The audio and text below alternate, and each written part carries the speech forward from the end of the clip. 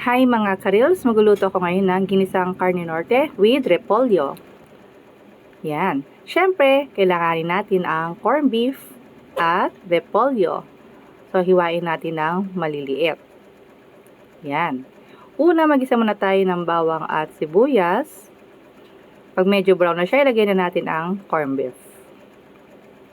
Gisa-gisahin natin. And lagyan na natin siya ng water pag nagisa na natin. Ayan.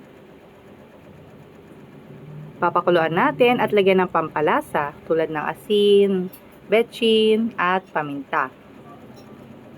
Hayaan siyang kumulo. Saka natin ilagay ang repolyo. Halu-haluin natin hanggang sa ito ay kumulo. Ayan. Luto na. Tara, kain tayo. Thank you. Bye-bye.